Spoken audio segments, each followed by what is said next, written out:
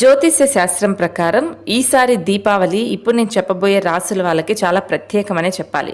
ఎందుకంటే 500 సంవత్సరాల తర్వాత వస్తున్న దీపావళి కాబట్టి 5 విశేష యోగాలు అయితే ఏర్పడబోతున్నాయి. ఈ దీపావళి పండుగ రోజు శుక్రుడు, చంద్రుడు, గురు, బుధుడు ఈ గ్రహాల కలయిక వల్ల కొన్ని రాసుల వాళ్ళకి గజకేసరి యోగం రాబోతోంది. ఆ రాసులు ఏంటి, ఆ 5 యోగాలు ఏంటి అనేది మనం ఫస్ట్ చూద్దాం. నెంబర్ 1 వచ్చి మేషరాశి. మేషరాశి వాళ్ళకి దీపావళి నాడు విశేష యోగాల కారణంగా అంతా మంచి జరుగుతుంది, ఆర్థికంగా అన్ని లాభాలే జరుగుతాయని చెప్తూ ఉన్నారు.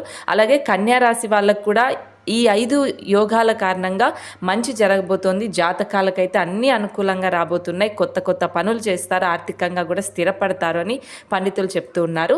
తులారాశి వాళ్ళకు కూడా గజకేసరి రాజయోగం వల్ల ఈ దీపావళి నుంచి విశేష యోగాలు రాబోతున్నాయి. ఆర్థికంగా కూడా ఫ్యామిలీ పరంగా కూడా మంచిగా ఉంటుంది, అదృష్ట సమయం అని చెప్తున్నారు. మరి మీ రాశి కామెంట్